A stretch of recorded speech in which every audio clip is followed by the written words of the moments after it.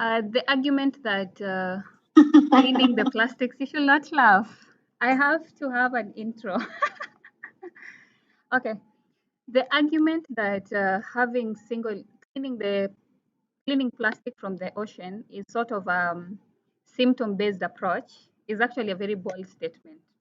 Welcome to our first episode of Talking Trash, where we unpack the the realities and the mess that is in the environmental issues.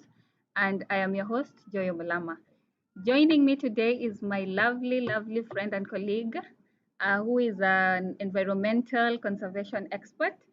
She's very She's an expert in so many things when it comes to environmental conservation. So she has 5 years of and more experience in this space. She's actually very young, so I don't know where she got the 5 years experience, but she'll tell us when she gives us her introduction. And she's an expert in implementing circular economy principles, solid waste management, and community development. So, Karen, before I mess up your introduction, just give us your introduction. Tell us who you are, what you want us to know before we jump into the conversation. Thank you, Joy. And I'm really excited and thrilled to be your first guest. I mean, no pressure at all. No but pressure. No pressure, zero pressure at all. I don't feel it where I am. So, thank you for the lovely introduction. How I will describe myself. I will describe myself as an environmental champion. My passion really lies in protecting the environment, and particularly, I have a bias for the ocean. So, for the past 5 years, I've been in the marine conservation space. And over the years, I've gathered a experience when it comes to circular economy, when it comes to waste management, and even marine litter prevention. Currently, the operations manager at EcoWorld Recycling, and I'm really excited and happy to share my experience and also share what I know and also kind of learn because you never stop learning. Thank you. Thank you, Karen, for that awesome introduction. Yeah, I know you are you're the right first guest. That's why I picked you. And no pressure. And so before we like get into the dialogue and conversation, let's play a game. I don't know if you know the quick fire questions. Okay. So I ask you a question and you answer it as Well, quickly as possible. And you've said something okay. interesting. You have a bias uh, for the ocean. I think you'll have to share with us why that is so and how that bias came to be. Because I know a lot of people, so if you didn't grow up along the coast, a lot of people don't have that deep interest for the ocean. So you'll have to tell us why the ocean and how Mhm. did this bias come to be? Okay, so let's have a quick fire question Okay. session. So the first question, if you were not an environmental conservation expert, which career path would you take? Pardon, your camera froze for a while. I didn't get the question. Okay. So if you were not an environmental conservation expert, which Mhm. career path would you take? Education. Wow, I did not expect that, honestly. I did not see that coming. Okay. Second question. Camera, you're frozen, Joy. Oh, okay. I think the network is up and down. You know our network and our problems. It's a hassle. Mhm. Hi, Joy. Okay. Sorry, I think there's a network issue because I didn't get the question. Your video was frozen. Okay. So the second question, can you get me?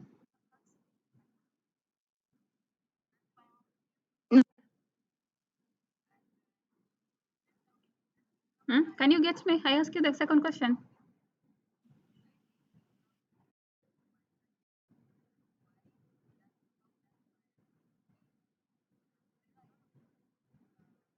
Yeah, go again. Yeah, proceed with the second question. Okay, so what is one quote that really sticks with you? Like that quote that you can't just forget about it. One quote that's with me. Hmm. Now that I'm on the hot seat, what's that one quote? I'm trying to find the right one to sound really deep. What what is that one quote? I'll go with the cheesy one. Mhm. Teamwork makes the dream work. Yeah. Okay, okay, okay. I see you're a team player. You're a team player. Okay, so the final question in our quick fire session. Mhm. So let's get to your bias. What is the most interesting part about being in the Mhm. circular economy and marine litter space? Because I know those are your your specialities. So what's interesting about it? The most interesting this is the reward that comes with seeing the impact. So being in the circular economy space, that has given me the platform to work with community members and sort of instead of just sitting at the back and just complaining about the problem, having the opportunity to actually do something about it. And while at it, work with the community, that's the most rewarding part about the work that I do. And then when it comes to the bias for the ocean, I will say that came about in 2019 when I was doing my volunteership at Watamu Marine Association. So during that period, I got an opportunity to just witness firsthand the impact of the problem, and I would say from just seeing how marine litter affects, and most particularly within the coastal region, I would say I was totally sold, and that's where that's where my bias stems from. Okay, okay. So you are not the type that came from up country and you're like, I'm so scared of the ocean. I'm not getting into that big mass of water. It was actually the opposite. I was really looking forward to get to see that big mass of water. Ah, Because even in our country where we are at, I would say we are a landlocked. I'm from Machakos County, in case you're wondering. yeah, we And understand. I'll get in trouble for saying this, but you see what they say about water crisis and water issues Yeah. in the eastern part of our country. Uh-huh. I'd like to confirm that is true. Oh, So okay. I'm really looking forward to coming to see that big mass of water. Okay. So we are not being lied to when we are told some people don't have water. Where no, it's yeah. I'd like to confirm that it is the truth. Okay, okay, okay. I didn't know that. Where I come from, I don't think we have Mm. a water crisis. I actually live uh, close to a river. I've grown up swimming in a river. I was excited about seeing the ocean, but I have grown near a river, so I don't understand your struggles, but I Mm. sympathize with them. Thank you. Um, I feel seen. okay, that was the intention.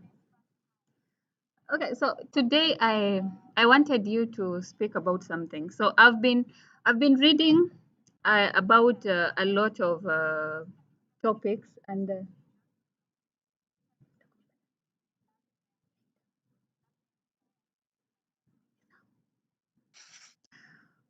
okay, so that was a friend of mine asking me for something. I had to respond. No Okay, worries. yeah. So I've been reading about like you said, we can't stop learning. We are always learning. So whenever Mm. I'm reading, I've been reading about marine litter because we are approaching the World Ocean Day and World Environment Day. And since we are in along the coast, most of the attention is in the marine ecosystem, so the ocean ecosystem. And that is understandable because a lot of the economic activities along the coast are actually very dependent on that ecosystem. But there is one Mm. discussion that I met, I think, on Reddit, and I had to research more. And it was the argument that marine biologists are coming into like a mini consensus that the cleanups that we are doing are actually bad for the marine ecosystem. I don't know what you think about that statement. Even before I get to that statement, um, I'll just like to share a bit of an analogy, Yep. and please indulge me. So I shared I come from Machakos County, Yes. and water crisis is a thing. So back home, what we used to do, because we used to have water rationing, and we didn't. Sometimes we wouldn't even guess which days that the water would be coming. So what we'll do is we'll leave our taps open and then leave like a bucket or uh, yeah, basically leave a bucket so that when water comes in, even if it's in the middle of the night,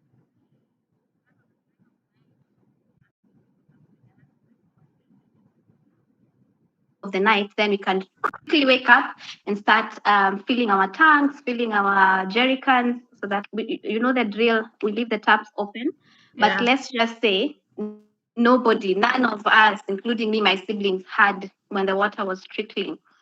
And it so happened that the tap that we had left, forgotten to remove the plug for the sink. So what happened is that the water came and then the whole living room, the kitchen was flooded. So waking up, we woke up to basically the mess of all water flooded in our living room and in our living space. So in such a situation, what would you have done? Mm. That honestly, let me just honestly indulge you in this analogy. Uh, uh, I'd say it would depend on how old I am. If I'm so young, my mind would go to this is so exciting. The sitting room is like filled with water. I can jump in this water.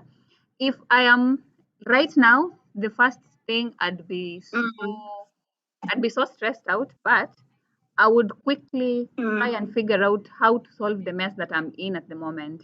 So that would be my first exactly. approach. Like, let me solve this before I mess everything. Because obviously, if your living Mm, room is flooded, you have a bit of things that mm, have been spoiled. Maybe your extension was down on the floor, so that is gone. But you have maybe your coach mm, is not as filled with water as the rest of the things. So I'll be like, let's save the coach, then analyze mhm. the problem and solve that later. Yeah. Okay, so how would you go about solving that problem? So the first solving the problem. So the first thing is clean out the water. Mm-hmm. If it's mopping, if it's too much, and we are in Africa, most of us have siblings. So from the Mm, youngest to the eldest, pick a bucket, start scooping the water from the floor as quickly as possible. Do whatever you can to mm, get the water out of our living space. Yeah. mm, mm. And thank you. And then after that, of course, if the water is still coming out of the tap, close the tap to Yeah. ensure as you're not doing double work, cleaning while water Why? keeps on flowing, Yeah, that is a right? definite. Right. So, so it's the same thing when it comes to beach cleanups. So in the fight against marine litter pollution, it's not one solution that fixes everything. So we have to take a balanced approach, and we have the reactive measures and we also have the proactive measures.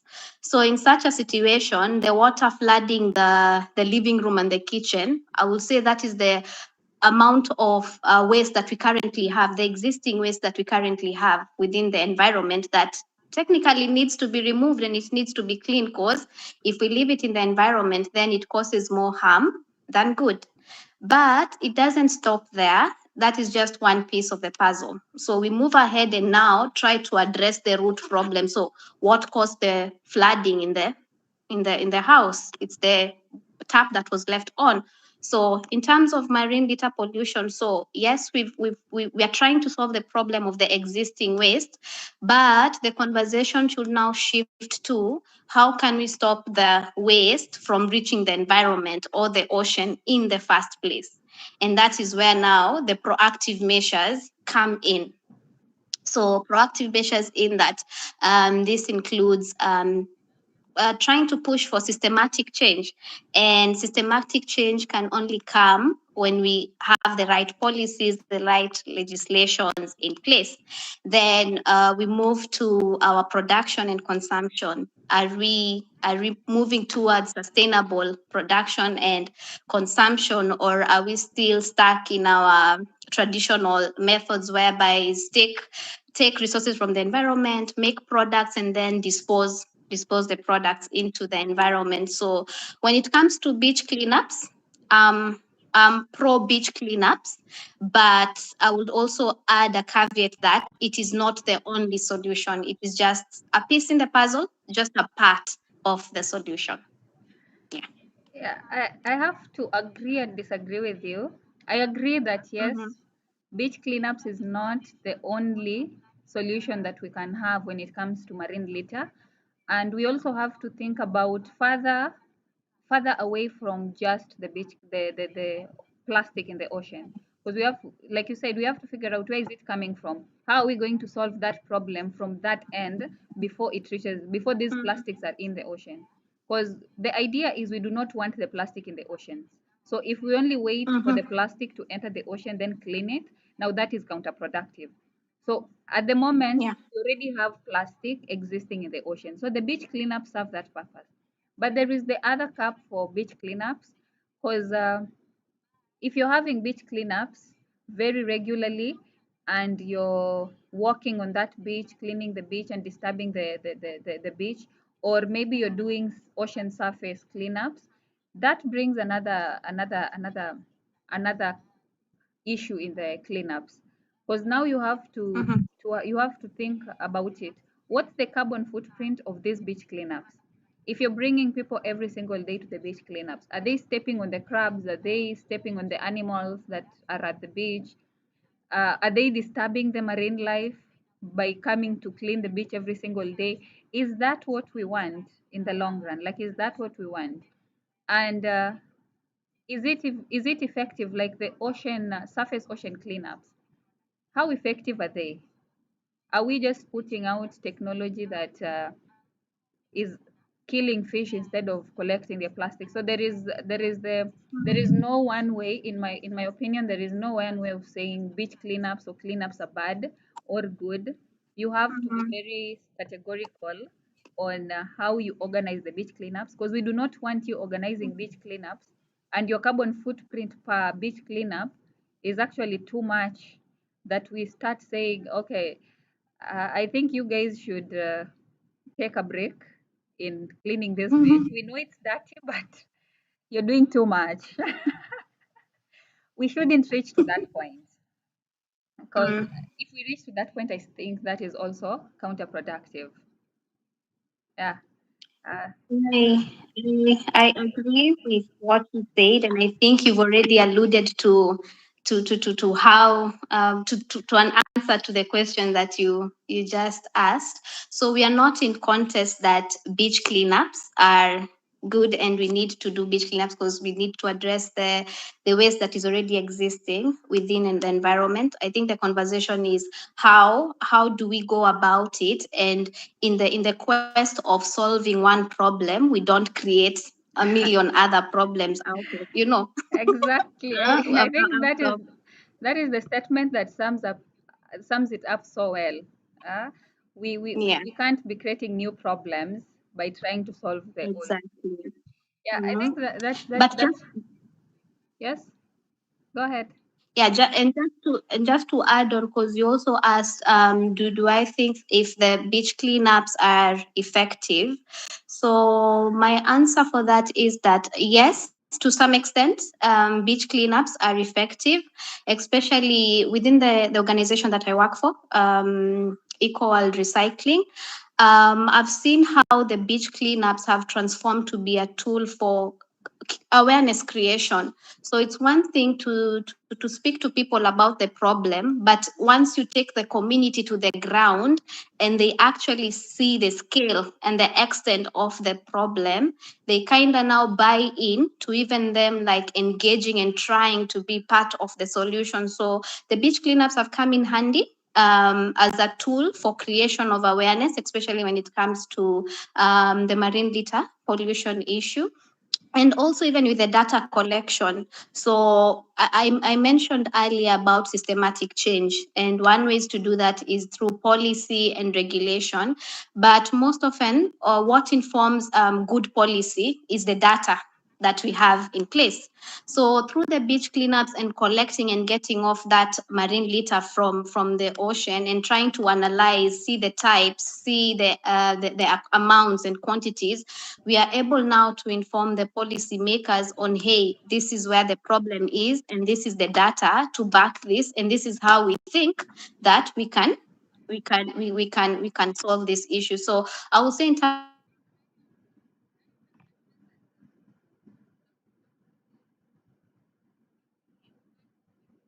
of awareness, in terms of creation of awareness, in terms of the data and how that data we collect and how that data is one of the advantages or why I would support beach cleanups. And then of course for the obvious, the direct impact it has on our marine life. So yeah, I think to that extent, beach cleanups are effective, but also on the flip side, where we get it wrong is pumping a lot of resources to the beach cleanups and forget to do the same for the proactive measures that we've spoken about. So if I also had an opportunity to read the article that you are alluding to. So most of the companies, the manufacturers, are guilty of this, pumping a lot of money and resources to the, I would say, the first aid measures, but really little, or I won't say little effort, but not much resources are poured into now the proactive sort of solutions, so to say. So I think the conversation now should shift. Okay, beach cleanups are good and we need resources. Actually, we need resources for the beach cleanup because they're quite expensive. Mobilizing people, transport and logistics for getting the waste from the beach, yes, needs funding. But we also need funding for good legislations. We need funding to set up the MRF facility because, okay, we've cleaned the marine litter off the beach. So where do we take the litter? Are we taking it back to the landfill and then after some time it's washed up again, to the ocean? Do we have resources to set up better waste management infrastructure whereby we've educated the community on this is the way to go, these are the better waste management practices, but they don't have infrastructure to dispose of, so to speak, their way. So what are we really doing, and what are we hoping to achieve? Is it the short term gains, or are we here for the long term wins? Interesting, Karen. You've actually raised two very important questions. The first, you've raised very important issues. The first one is thinking of beach cleanups just beyond the cleanup and actually on the impact that it has, not just to the environment, but also to the communities. Because we cannot we cannot separate communities from the environment. We have to exist together to thrive together. So if the beach cleanup is purposefully for just cleaning the beaches, then we miss the impact that it can have in the long run, where we can have these communities aware that they can actually stop, Mhm. they can do something else at their own personal levels, community levels, that will support the efforts of us not having marine litter at our beaches. And the second thing that you've raised is about resources. So yes, it is easier to pump in a lot of resources into beach cleanups and forget the other proactive measures that we can take, because we have to have people lobbying for better policies when it comes to marine litter, when it comes to, because you can't, like in Kenya we have the single-use plastic ban in our national Mm, parks and reserves, but that only works where there is a national park or reserve.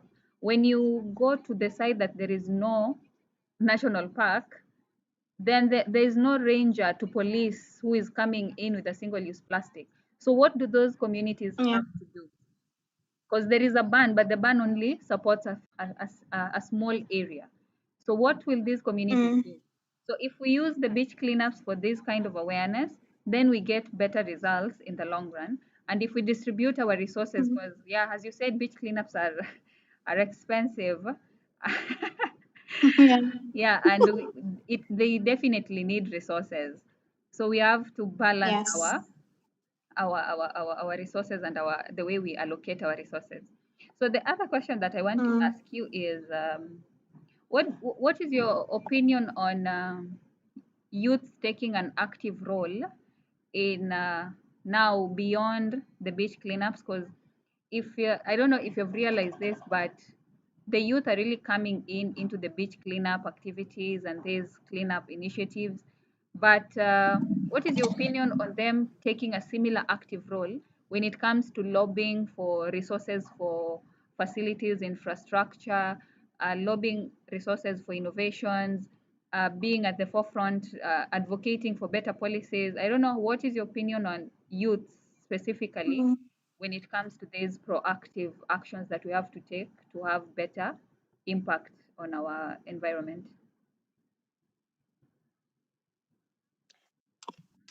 Thank you for that question. And I know you want me to speak specifically about the youth, but I would like to also open it up to actually everyone. Because when it comes to finding solutions on marine litter pollution and even the greater challenge, which is poor waste management, we actually need every actor, every stakeholder just coming on board and everyone just playing their role.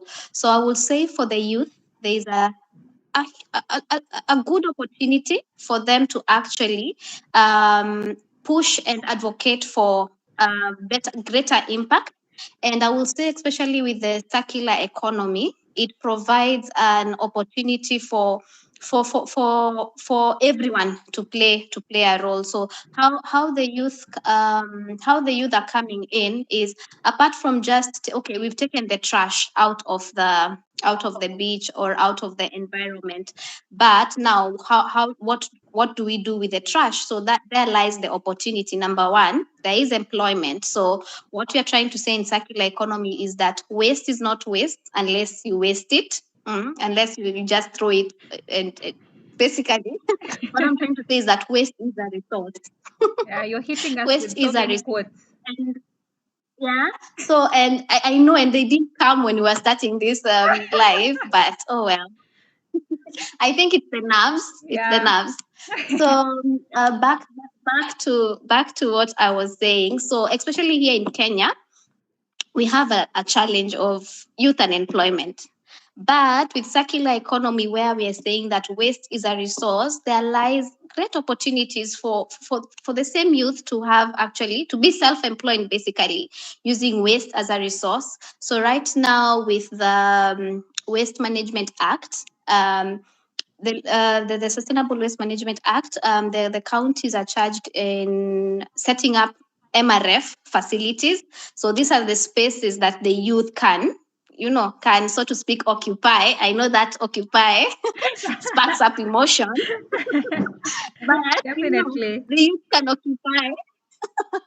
The youths can occupy this space. And then, because of our zeal and how knowledgeable we are, we are the ones to push for, better legislations. When it comes to marine litter monitoring, we can easily do that. Gather the data and then sit down with the policymakers and actually show them this is where the problem is and this is how we think, that we can solve this problem. So there's a lot of opportunities for the youth, and they're up there to just take those low lying fruits. Yeah. Okay, thank you for that. I think you've brought us to an aspect that we had not spoken about during this conversation. We were talking Yeah. mostly about marine litter, but now you've brought in the aspect of circular economy. I remember I said you are good at implementing circular economy principles. So it is actually good that you've come back to that aspect.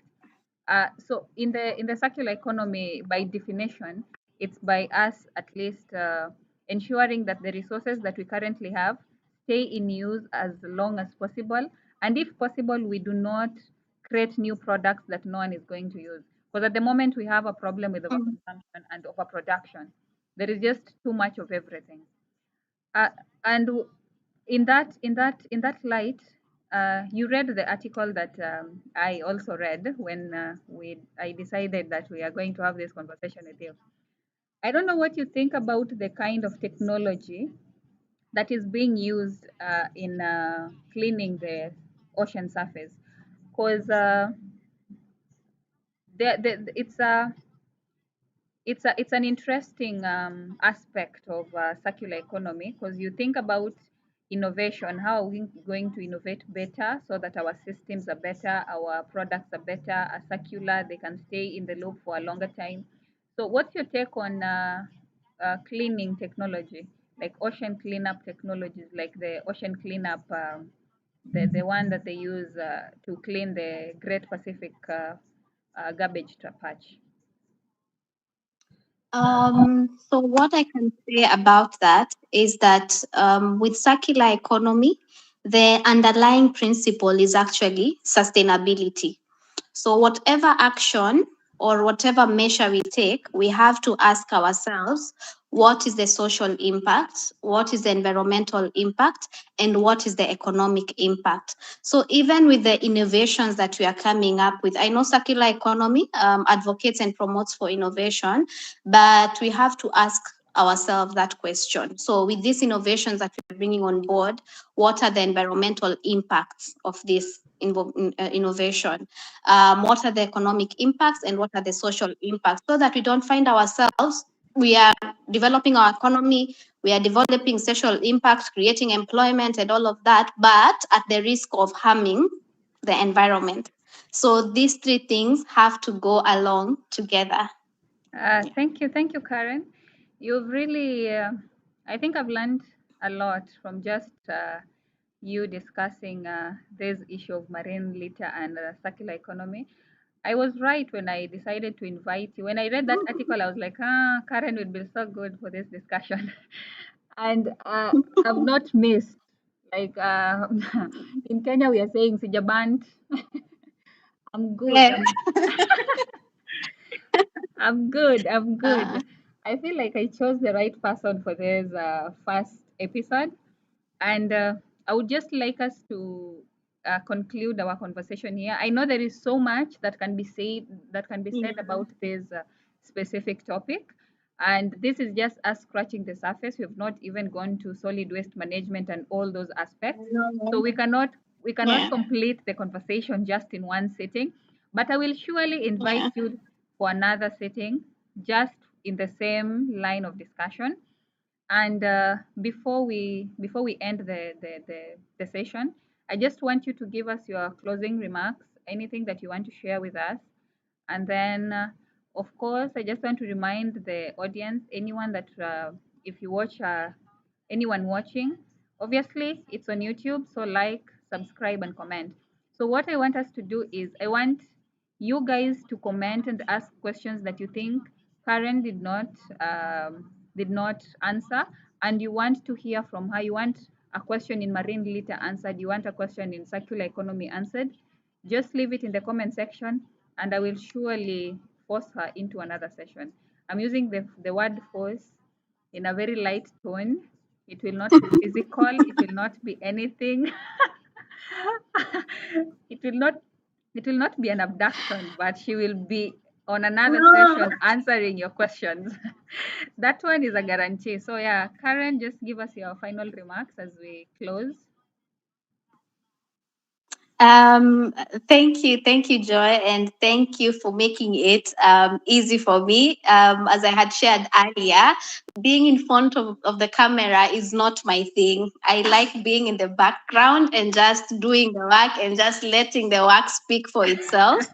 But well, it's been an amazing experience just sharing my expertise and knowledge. So as a parting shot is just a reminder that each one of us has a role to play, especially when it comes to waste management. It's not a government thing. It's not an NGO thing. Like everyone, we have our role to play, and it all starts by the decisions that we make on a daily basis, like you choosing not to buy that plastic bottle and carrying your reusable bottle is already a win. You sharing the knowledge that you have and having more people understand the why behind why we are so passionate about better managing our waste is already a win. So what I will say, I'll come back to the quote that I had shared. Teamwork makes the dream work. So it will take all of us, literally all of us, not just the youth. Mm. As the youth, we can be there on the front line, but it will take all of us to find solutions for the marine litter pollution and basically implementing better waste management practices. So it's been wonderful to be here and looking forward. Looking forward to the the, to the sessions that we'll have. Thank you, Karen. Thank you for joining. It was a pleasure. I know I said we are colleagues. Obviously, we're working in the same place, but it's not every single day that we sit down and have these kind of conversations. And Yeah. like I said, I've learned a lot. Personally, I've learned a lot from just this one sitting, and I'm just wondering how much can I learn from Karen, right? Like if she knows all of these things that I've been learning, and I see her, what more can I learn? That has been going through my mind the more you share, and Okay. we'll wait for people to comment, and I'll surely invite you because there are so many topics and discussions that I would love you to participate in and just give us your 2 cents as an expert in this space. And for my parting shot is if you have a speaker that you think can contribute to this conversation or you want to speak in these conversations, you can leave a comment, you can DM any of the EcoWorld recycling pages, that is LinkedIn, Facebook, X, Instagram, Threads, TikTok. You can literally find us everywhere. We are everywhere. So if you want to speak in this session, you're free to reach out to us. You can also call our number. It's on our website. And I welcome every single person. This is not a space for environmental conservationists only, because the environment goes beyond the people trying to conserve Yeah. it. And like Karen is saying, it will take every single person to have wins in this space, in this environment. If you're going to restore and conserve our environment, it will take every single person. So thank you, Karen, again for joining. And I think at this moment we'll just say our goodbyes, and we'll meet in another session and discuss more. Thank you, Joy. And bye, Thank you, Karen. everyone. Bye. Bye.